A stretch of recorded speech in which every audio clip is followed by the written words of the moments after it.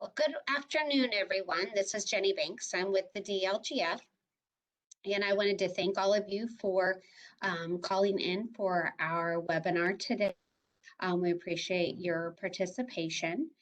Wanted to take a moment to introduce Scott Maitland. He is our Director of Information Systems. He will be giving the presentation today on the public side of Gateway, as well as budget notices website.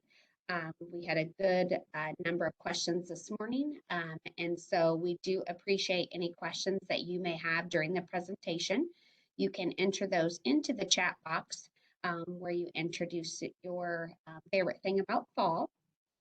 We will be ending before 3 o'clock. Our last session took about 45 to 50 minutes, so we will stay to that around that time frame.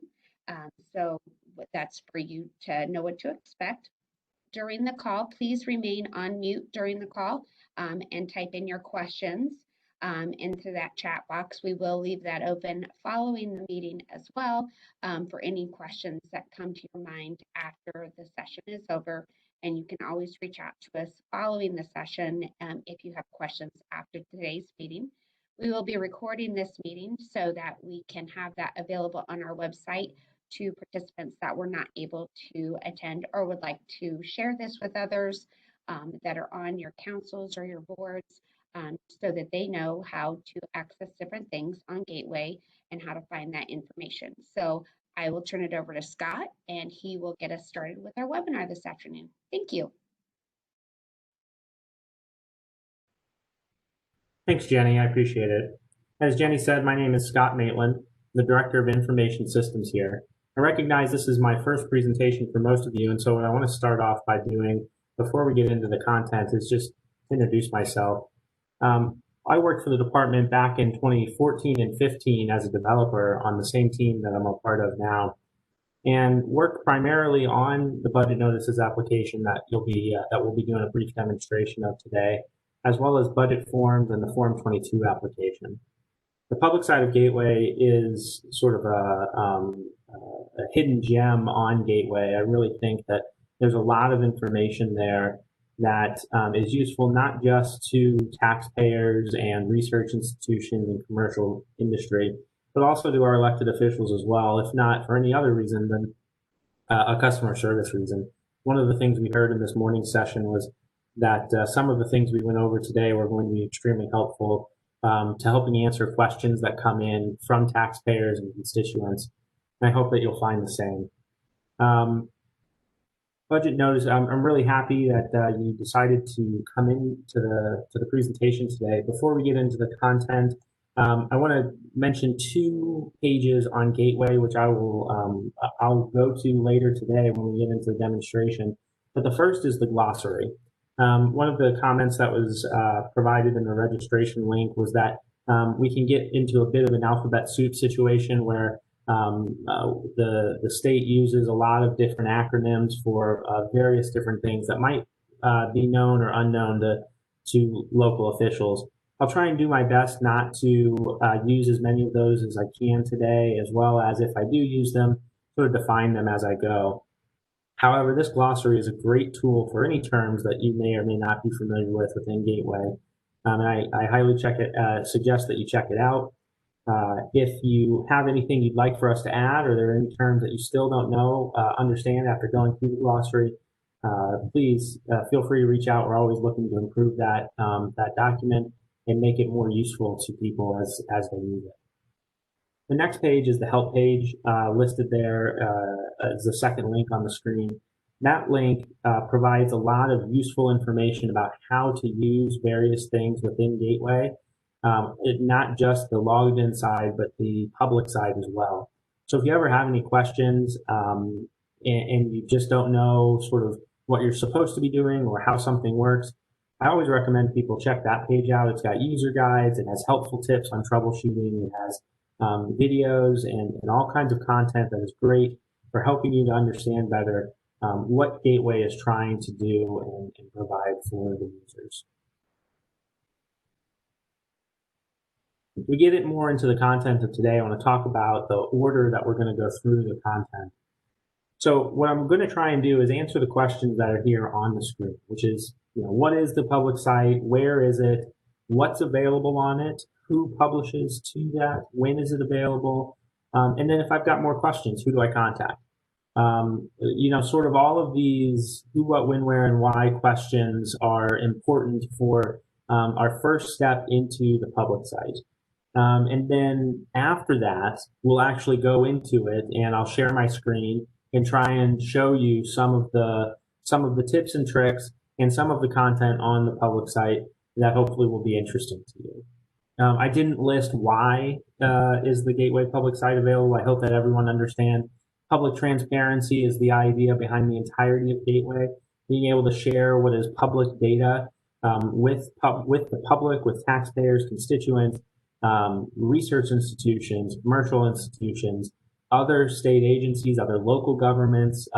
It is widely used data, and it's highly effective, in my opinion, at doing what it's attempting to do.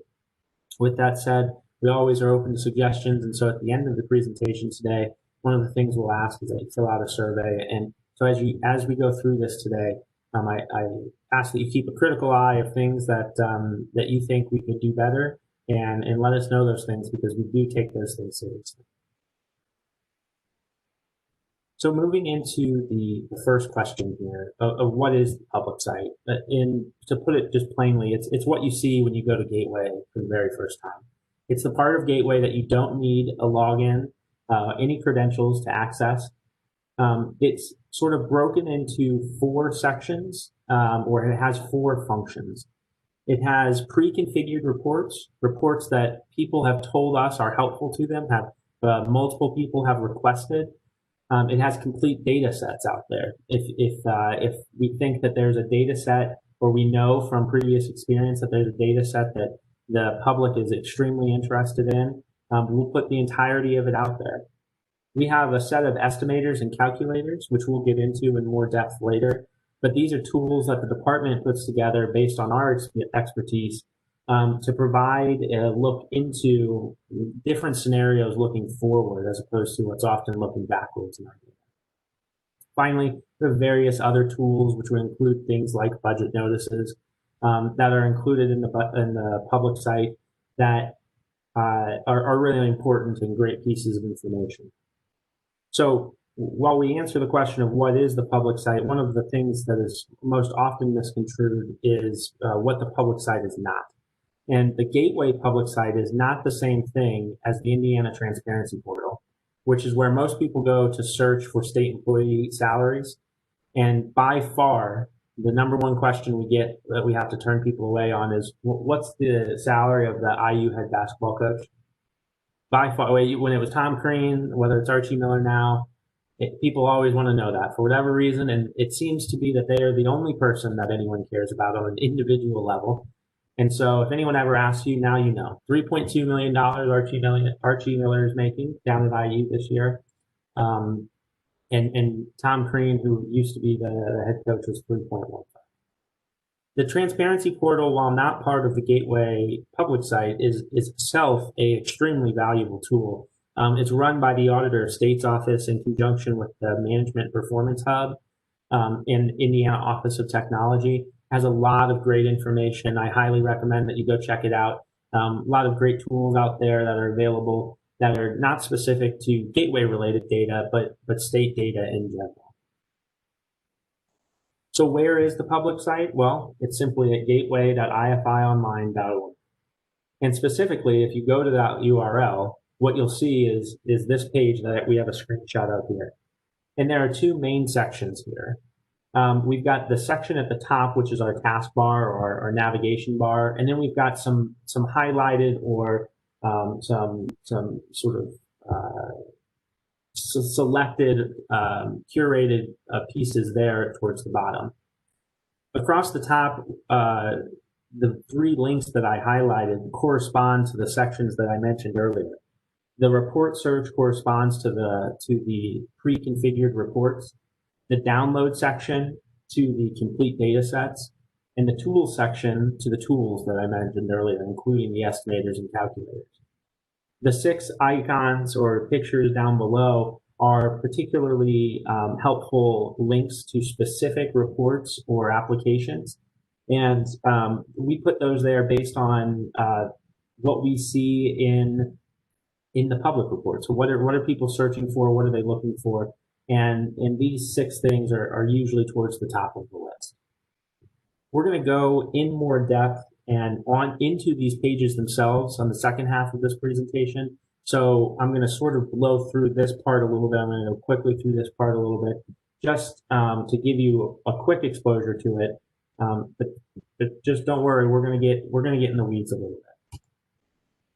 If we open the report search link at the top in the navigation bar, what we'll see is we've got 2 main areas on this page. These are our pre-configured reports. And you can see on the bottom section here, the larger box, we've got something like a dozen different reports that are available, or report sections that are available. One of the little hidden gems of this page that you can see is that these icons are all different colors. However, the icon colors correspond to the agency that is sort of in charge of the data behind these reports. So for instance, the annual financial report is an SBOA report, and it's red, and all of the red icons are managed by SBOA, whereas the green icons are managed by DLGF. This dark blue icon for county abstract public reports is a joint combination between the Auditor of State's office and DLGF. And then the black icon is for the Indiana Gaming Commission.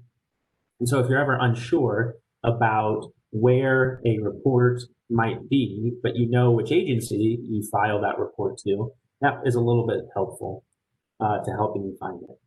You'll see in the other highlighted section on this page, there's 3 tabs across the top.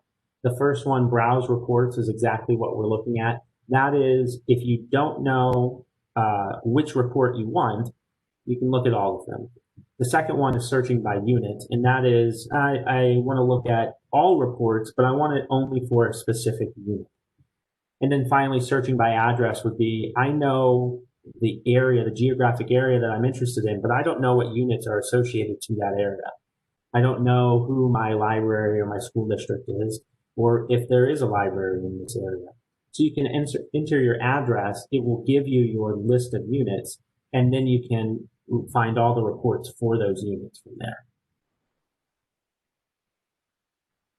The next screen we'll look at is if you would click the download button across the top navigation pane. This is where we get our complete data sets. There's 2 main sections to this. The top is what we call our finance and budget files. There's something along the lines of a dozen reports that are available in this section alone. There's 6, I think, sections of data, and then the file area breaks it down even further. We'll get into this section in a little bit more detail, but just know that this is half of it. The other half is the property files, which is itself a data set all on its own. Very highly sought after data, and so we put them online here so that people can access them when they need to. One of the questions that is often asked is who publishes to the public site? What kind of data is available out there? And although there are about 6 agencies that are part of Gateway and collect information as part of Gateway, there are only 4 agencies that publish any of that data on the public site, the 4 agencies on the screen. Now, obviously, as a DLGF employee, I have a little bit of bias towards our reports and our data. And so for the most part, the rest of the presentation is going to focus on DLGF reports and data. I don't want to speak out of turn about anybody else's data. I'm not an expert in their data. I'm hardly an expert in our own data. And so, so not to say that any of those other reports are not useful, but we're going to focus on the ones from DLGF because those are the ones that I know the best. Another question we often get is when is the public site updated? And it depends. There's 3 main times that the public site is updated, and it depends on the data set that we're talking about. The data can become available whenever it's submitted to Gateway. So as soon as it's available, it's immediately published. Sometimes we'll hold the data until after the reporting deadline passes. That would be an example of like TIF management. We hold that data until we get more or less some sort of critical mass of data available to us. Debt management is an example of the first one. As soon as that information is reported, it usually gets put onto the public site. And then finally, the last example of when we update the public site is after we've completed a compliance review. An example of this would be Gateway Abstract. We wait until we've been able to confirm that the data that was submitted is accurate and correct, and then we put it out there. And depending on depending on the type of application and the type of data and the department's role in collecting that data will determine which of these three options is used. On this help page, which I mentioned earlier, there is a calendar listing a lot of different data sets that are collected. A lot of different data sets that are collected and when we publish the data for those data sets. Finally, I want to mention that it's definitely possible that the department can pull custom data sets out of the data that we have. I'm sure a lot of you have asked the department to pull reports for you in the past, and we can definitely do that. Sometimes we cannot, and it's really dependent on the request. And so if you're ever wondering whether or not we have something and whether or not we can put it in the format that you're asking, go ahead and reach out to us, and we'll try and find a way to make it work. You can either reach out to myself with my email address listed there, or our Deputy General Counsel, Emily Chrysler, whose email is also listed there. So with that said, let's just go ahead and jump right into the demo so that we can see exactly what the public site is, and we can get a little bit more in-depth information as to what we're looking at. So as I said, if you go to gateway.ifionline.org, this is what you'll see. Right on top, right as you get there, the public site is right there. I'm not going to go through every single link on every single page, but I do want to highlight a few of these. The Taxpayer Portal is particularly helpful for taxpayers who come in. We've collected 6 different screens or 6 different tools that are helpful to taxpayers, and probably our 6 most requested pages. The first is a tax bill estimator. As you can imagine, this gets used a lot in the beginning of the year. People trying to estimate their tax liabilities. This tax bill estimator, if I go into it, has some complexity built into it. After selecting a county and a taxing district, you can put in an assessed value, your type of property, and then various deductions that might occur or might be relevant for you. And then we provide an estimate. Now, just like any other calculator or estimator online, this isn't going to be able to be accurate 100% of the time, but we think that it's a pretty good gauge as to what most people should see as far as their tax liability is concerned. Every county has their own unique setup, and every taxing district could be unique as well. But we think that this is a good tool for taxpayers who are trying to estimate their tax liability for the year. In the same sense, there's a referendum impact calculator. And we talk to schools about this a lot, schools who are going through the referendum process. As they go through the process and we've approved the question, we'll put them onto the referendum impact calculator. And taxpayers can go through this as well and enter the same information and then estimate how much is expected to be, how much their tax bill is expected to go up. Highly recommend that taxpayers reach out to their school districts whenever they go through this process, because these numbers can be different than what the school is recommending, most often because the department will always use the proposed maximum referendum tax rate. And this tax rate could be different than what the school is actually going to use. And the calculator here also does not take into effect debt that is rolling off the books for the school system. And so one of the questions we often get, and I know that our schools often get, is why are these calculators different than what they're being told by the schools? And that's why. Just to quickly go through our other items on the taxpayer portal here, we have a tax bill lookup for people looking for old or current tax bills, an assessed value lookup, a sales disclosure search, and then, as we'll get to later, budget notices as well. Back out on the main page, these two items down here in the bottom left and bottom center are SBOA items. This one over here is another link to budget notices. This link here is a link to the search by address that we talked about earlier that we'll go through. And then finally, TIF is also an item that is often brought up and requested. And so that's where this one comes in. Really great tool that shows a graphical representation of TIF in the community. Highly recommend. If we go into the report search, we can see here a little bit better some of the reports that are available. I want to go through sort of the standard issue report that you'll see. And what I mean by that is oftentimes there's two main sections to any DLGF report. There's this tan box right up here at the top, and then there's the content down below. And while the content is clearly what we're looking for, knowing how to use this tan box above can be really helpful. Obviously, these drop-down lists are kind of intuitive. And after you switch this, you need to click the View Report button to reload the page. These buttons up here that are grayed out would allow you to navigate between pages if it's a multi-page report, with the far left being going to the first page and the far right meaning go all the way back to the last page. And then being able to type in here, some people don't realize that you can type in whatever you want right there and it'll jump.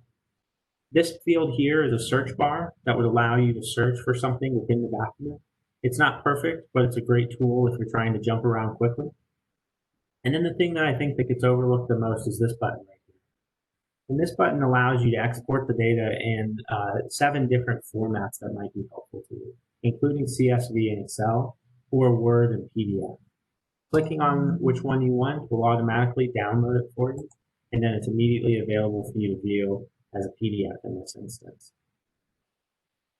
Some of these reports are not great for viewing on an 8x11 as much as they are on the computer screen, but nonetheless, exporting to Excel for people who are trying to manipulate the data is a great tool.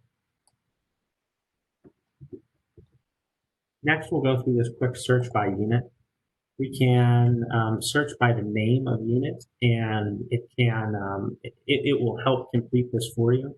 So one of the things that we always say is people always come to us and say, "I'm from Adams Township," and they say, "Yeah, but which county are you from?"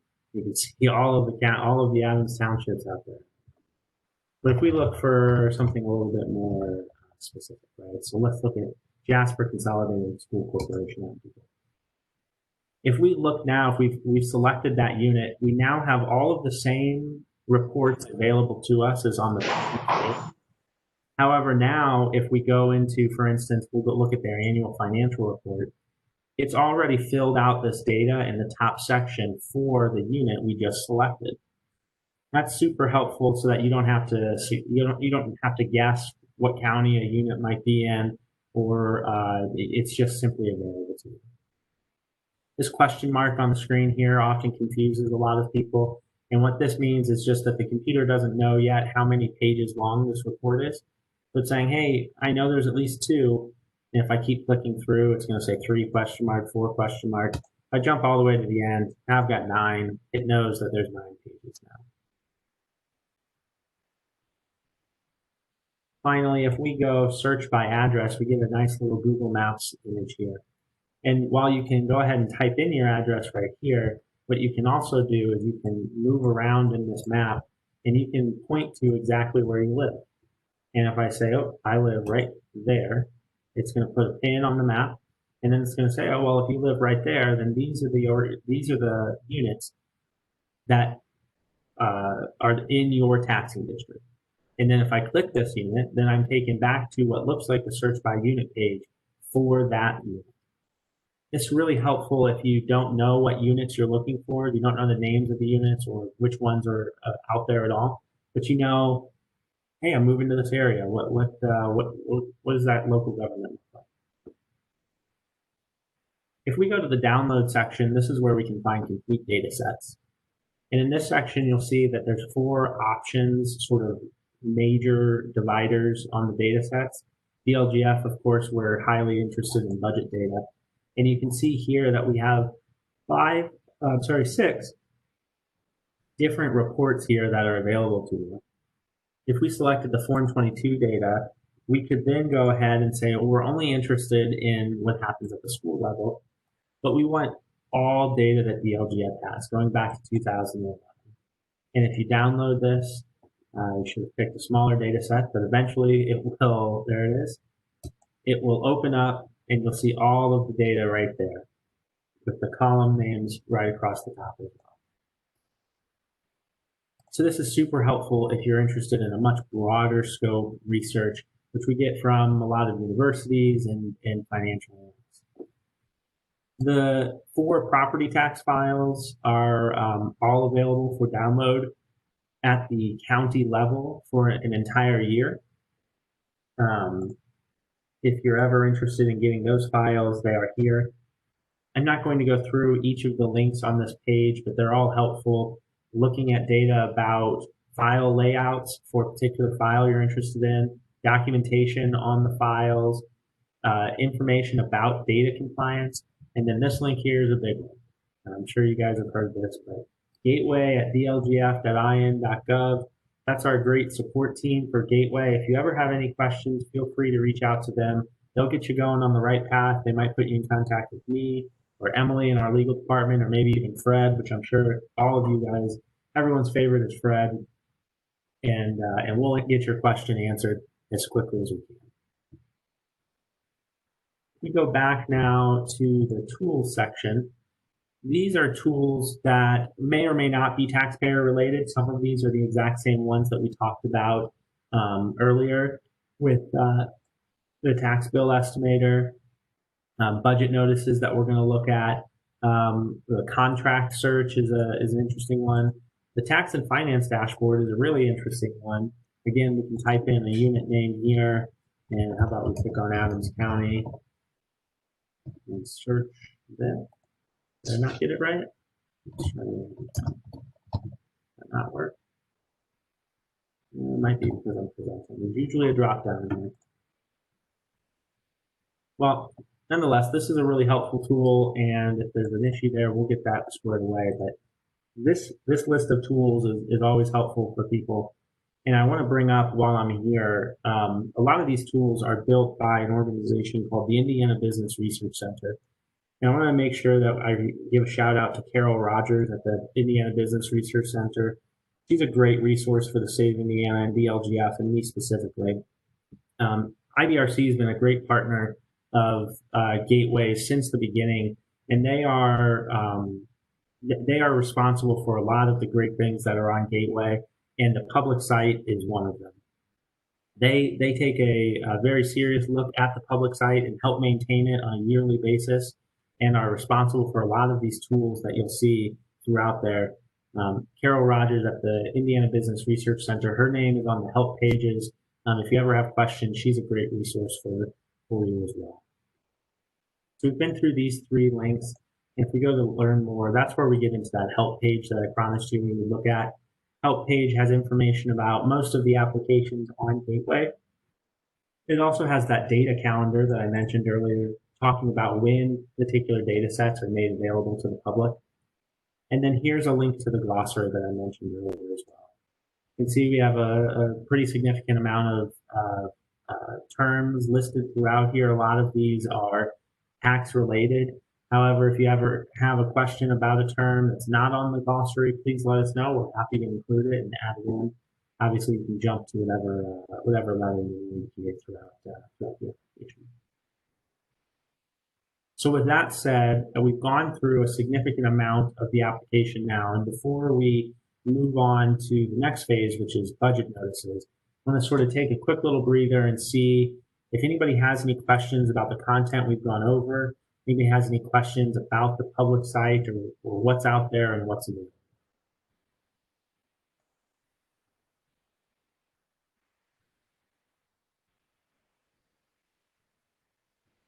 Scott, we had a question in the chat box in regards to a report missing some headers. Wanted to bring that question to your attention, but also if people have questions about either specific things that are in Gateway or enhancements that they would like to see in Gateway, what they should do. That's a great question, Jenny. Anytime you find an error throughout Gateway, whether that be on the public site or the logged in site, I highly recommend that you reach out to the support email address that I listed earlier, gateway@dlgf.in.gov. And our support agents at that email address will make sure that that request gets sent to the person that it needs to get sent to, whether that's somebody on my team to fix a report or that's a field rep to get your question answered. That's a great first step for any questions that you have. Another great first step would be reaching out to your field rep. They have a lot of great information to share with you as well, and a lot of great insight. And if neither of those options work out for you for any reason, then you're always welcome to reach out to me directly. And I'm happy to take that phone call or take that email and get something resolved for you. So whoever it was that mentioned a report without headers, please feel free to follow that advice and let us know, and we'll get that report fixed as soon as possible. And all of the same advice for suggestions for enhancements. We go through. We have a list of enhancements that we have requested from us, and we go through that list and take it seriously every time that we've got bandwidth to take on projects like that. So some of the best ideas and some of the best things on Gateway are suggestions from the people who use it the most. So please don't be shy and give us that feedback. We really do enjoy it.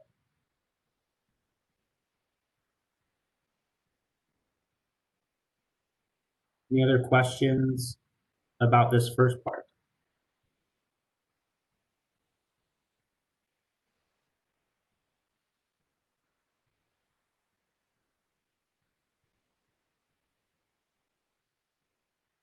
All right. Well, with that, why don't we move on to the next portion of the presentation, which is budgetnotices.in.gov.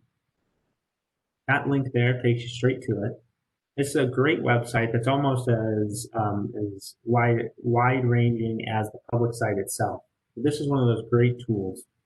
And this tool is a way for taxpayers to see what the units that have taxing authority over them are doing with the taxing dollars that they are raising, or more specifically, learning about what their budgets are and what their levies are.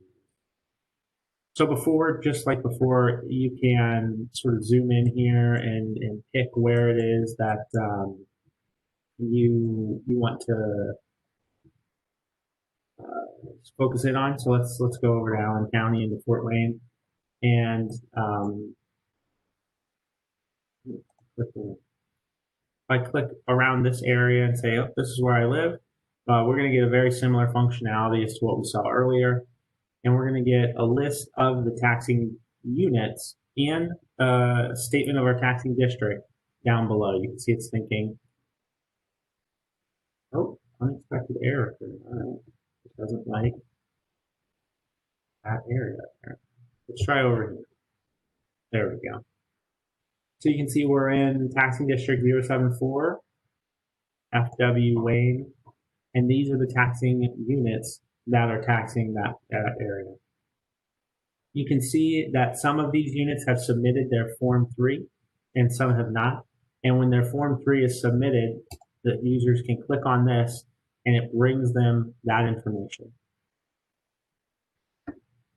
Users that don't have it yet, it does not have the information listed. Users can click these Alert Me buttons and type in their email address. And when they do, they can click the Save Subscriptions button and say, I'd like to know when these units submit their Form 3. And now my subscriptions are saved. You can see the special units are down below, sort of off to the side from the previous units. And then new units are listed, especially down here, to highlight those as well, ones that the taxpayer may not know are new to them this year. One of the things that happens is that if you don't know or you don't care about a specific geographic location, you can also go through and search by county, and you'll see all the units in the county, all of the same information, but all the units. It allows you to sort of compare across a specific county to see what it is that's out there. If you're interested, you can also restrict that to a particular taxing district. Maybe you don't know where Camden Corp taxing district is in Carroll County, but you know that you care about that information. So here's how you get to that. Additionally, if we go here, you can see the budget corrections for previous years, and we don't have any yet for this year, but it will soon say budget 2021. And you can click these links to see the budget corrections for previous years. There's also a section here for fiscal schools. Marion County, Indianapolis Public Schools. You can see the taxing districts, and when they adopt their budget notices, they will be here as well. And then you can go back and see their previous ones listed here. So that is the majority of the presentation today. This is a really great tool for public transparency here that I highly recommend that you broadcast or advertise to your taxpayers. This is meant for them, for the taxpayers, so that they can get the information about their, this is a great part I missed out on. If you click a specific unit, you can see here more in-depth information. If they had submitted multiple notices, then it would list them right here. And then let me go back and let me select a school instead to show you what type of show. You can also see these files that they uploaded about bus replacement plans, CPP plans, all kinds of things, as well as on any unit, you can see all of the taxing districts that it's a part of. A lot of information to break down here, a lot of information that you may not be aware of, but always helpful. Sometimes the search bar can get a little funky here, so we always recommend people look at these address tips. USPS has a formatter that is helpful if for any reason you're not getting the results you expect from the address that you put into the chat or into the search bar. So with that, I think that that's everything that we wanted to go over today. A little bit faster than the morning session. Yvette asked, do towns have a different required budget upload date than counties? Yvette, that's a great question, and I am not an expert in that sort of information, so I'm not going to pretend to know the answer to that. We will make sure as part of this presentation, we're going to release answers to all the questions from both sessions all in one document. I'll make sure that question gets answered by somebody who can tell you definitively, and then you'll know for sure. Any other questions? What else can we answer for you?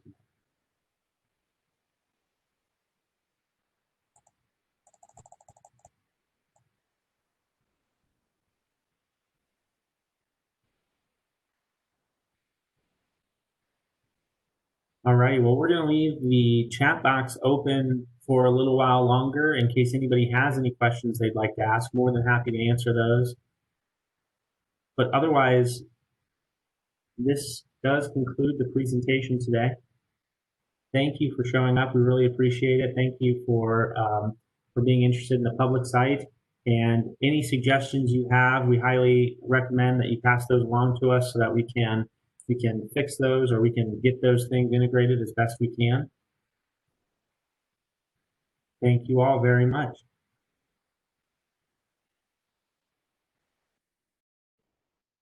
Thank you, Scott. As Scott mentioned, please feel free to enter in any questions. You can also contact the Gateway support team if you have questions following the presentation. Just a couple of housekeeping items to follow up on. We will be sending out the PowerPoint and the video to those that are registered, and you are welcome to share those with others. We will also have them on our website under the webinar page. So just where you registered, it will be next to those as the PowerPoint, the PDF, the CE forms for both the assessors and those individuals that obtain CE through their associations, as well as the video. So you can access those. In addition to one other item we will be doing is after this session, we will be sending out all those links with a survey. We do appreciate any feedback that you can provide in that survey, as we do utilize that information for future programming. So we do appreciate those that have responded to other surveys, but please take a minute and respond to that survey when you get it. So we do appreciate your participation today, and please feel free to leave any questions or follow up with us later. Thank you.